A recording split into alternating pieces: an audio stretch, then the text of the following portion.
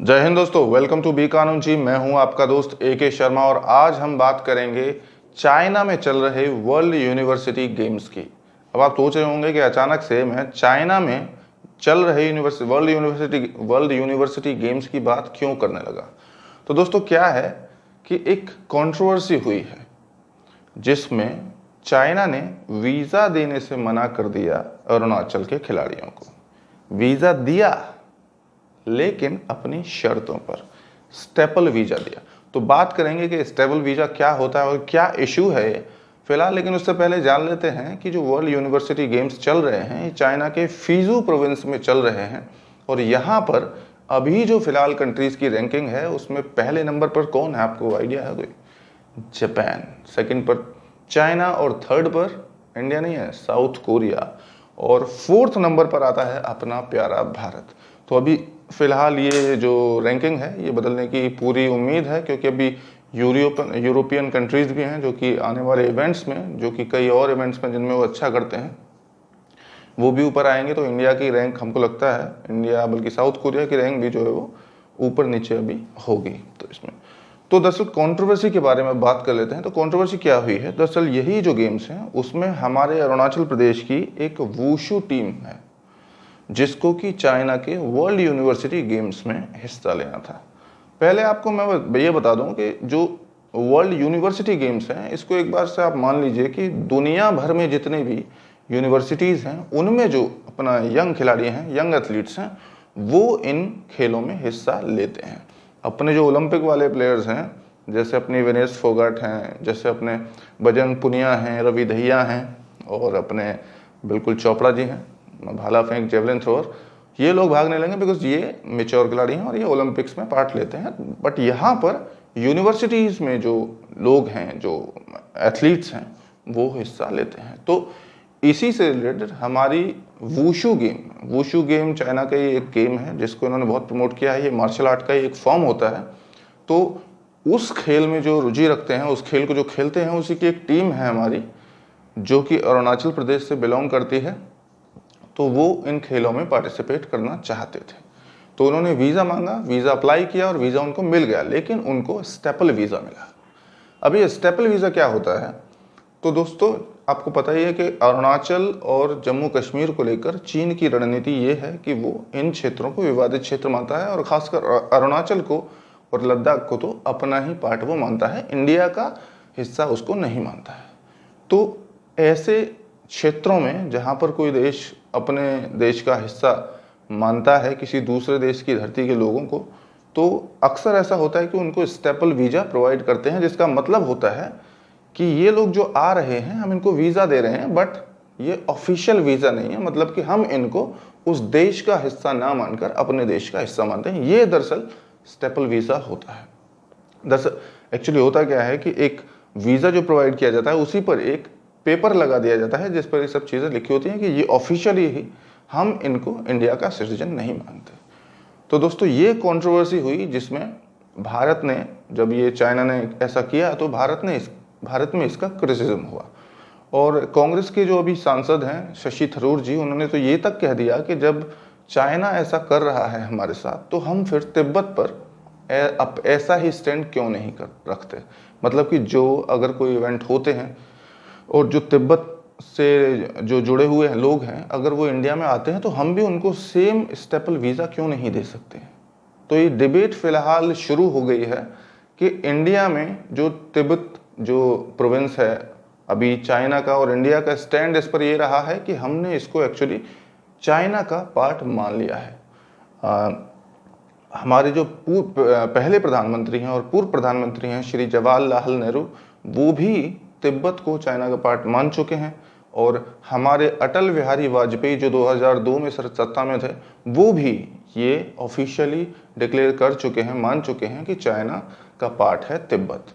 तो अब हमारे लिए प्रॉब्लम ये है, अगर हम शशि थरूर या फिर ऐसे ही और जो रक्षा विशेषज्ञ हैं, जो वेटरन्स हैं, आर्मी वेटरन्स हैं, डिफेंस फोर्सेस में जो वेटरन्स हैं, वो जो चाहते हैं कि हम भी ऐसा ही जैसे को तैसा करें चाइना के लिए, तो हमारे लिए प्रॉब्लम ये है कि हम लगातार जो है एक पॉलिसी बनाकर उस पर चलते हुए आए हैं कि तिब्बत को हम पहले ही चाइना का पार्ट मान चुके हैं।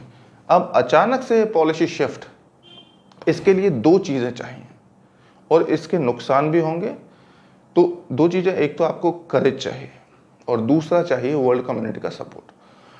तो मोदी जी की सरकार है, अगर करेज जुटा भी लेती है तो इस मुद्दे पर लगता नहीं है कि जो वर्ल्ड कम्युनिटी है उसका सपोर्ट आपको मिलेगा, क्योंकि अभी जो आपका लॉन्ग टर्म स्टैंडिंग रही है, लॉन्ग टर्म जो आपने जिस मुद्दे पर अपना स्टैंड रखा है, अगर आप उसको शिफ्ट करते हैं तो इससे आपके प्रति वर्ल्ड कम्युनिटी में सस्पिशन होना तय है। तो एक तो ये इशू है। इसका नुकसान ये होगा कि लोग आप पर, जैसे कि अभी अफगानिस्तान में जो हुआ, अमेरिका जैसे छोड़कर भागा, वियतनाम में जो हुआ अमेरिका छोड़ के भागा, और यूक्रेन में जो हुआ उसका जो साथ देना जो अमेरिका सपोर्ट के लिए आया, लेकिन बस हथियारों से, कोई सोल्जर नहीं भेजे ऑफिशियली और ऐसा कुछ नहीं। तो इससे क्या है कि यूएस पर ट्रस्ट कम हुआ है। लेकिन क्या है कि यूएस एक दुनिया की नंबर 1 इकोनॉमी है, उसके बिना दुनिया का काम नहीं चलने वाला। फिर भी लोगों में यूएसए के प्रति जो सॉफ्ट पावर थी वो घटी है और उस पर विश्वास करना कम हुआ है। इवन हम भी यूएसए पर उसकी ऐसी ही पॉलिसीज के कारण विश्वास नहीं करते हैं। तो अगर हम ऐसा करते हैं तो हमारा भी जो छवि है वो दुनिया में ऐसी ही होगी। लेकिन देखिए, आपको ये समझना पड़ेगा कि कमज़ोरों का कोई भी इस दुनिया में सर्वाइवल का चांस नहीं है। अगर हमको भारत को एक स्ट्रॉन्ग कंट्री के रूप में दिखाना है तो हमको चाइना को टेक डाउन करना पड़ेगा हर लेवल पर, चाहे वो पॉलिसी का लेवल हो, चाहे वो डिप्लोमेसी का लेवल हो, चाहे वो वॉर फ्रंट हो। यानी कि जो डोकलाम में हुआ, जो कि गलवान में हुआ, जैसे हमारे सैनिकों ने कन्फ्रंट किया चाइनीज सैनिकों को, उससे हमारा जो स्टेचर है वो बहुत बड़ा है दुनिया की नज़रों में।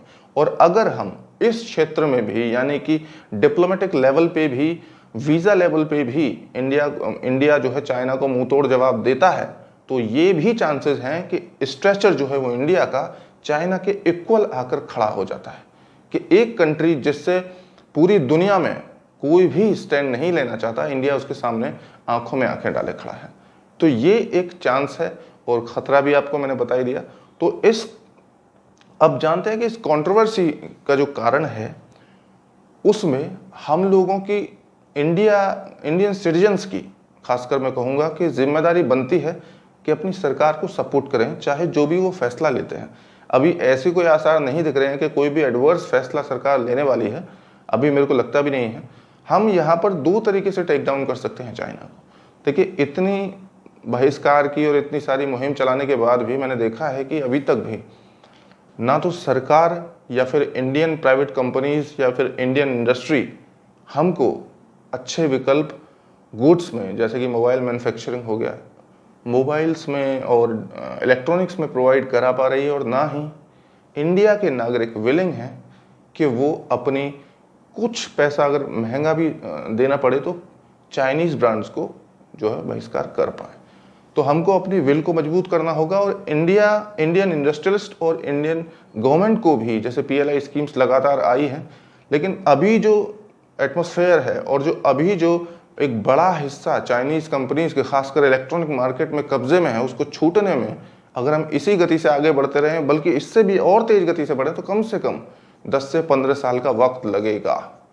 और उसके लिए हमको एज ए कंज्यूमर तैयार रहना पड़ेगा। जो भी आती हैं चीज़ें एक तो बेस्ट क्वालिटी की हों और हम उसको जल्दी से जल्दी अपनाएं।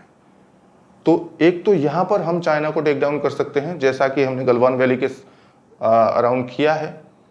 हमने उनके एक्सपोर्ट्स पर जो है कुछ बैन लगाए हैं, उनकी सोशल मीडिया ऐप्स पर, उनके गेम्स पर, साथ में इन्वेस्टमेंट पर भी हमने सरकार ने कार्रवाई की है। लेकिन ये काफ़ी नहीं है।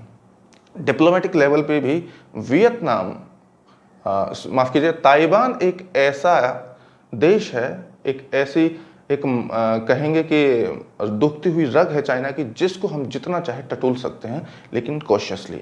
हमको एक प्रॉपर पॉलिसी बनाने की ज़रूरत है वियतनाम और तिब्बत को लेकर चाइना के अगेंस्ट यूज़ करने के लिए, ताकि वो पाकिस्तान की जम्मू और कश्मीर और अरुणाचल को यूज़ ना कर पाए। तब हम बेहतर स्थिति में होंगे चाइना से नेगोशिएट करने के लिए। और ध्यान रखिए, there is no permanent enemy, only permanent interest in geopolitics. तो इसी कथन के साथ हम आपसे विदा लेते हैं। फिर मिलेंगे एक नए और ध्यान रखिए कि जियोपॉलिटिक्स में there is no permanent friend, no permanent enemy, there is only permanent interest. तो इसी कथन के साथ आज के वीडियो को विराम देते हैं, फिर मिलेंगे एक नई वीडियो के साथ। तब तक के लिए जय हिंद, जय भारत।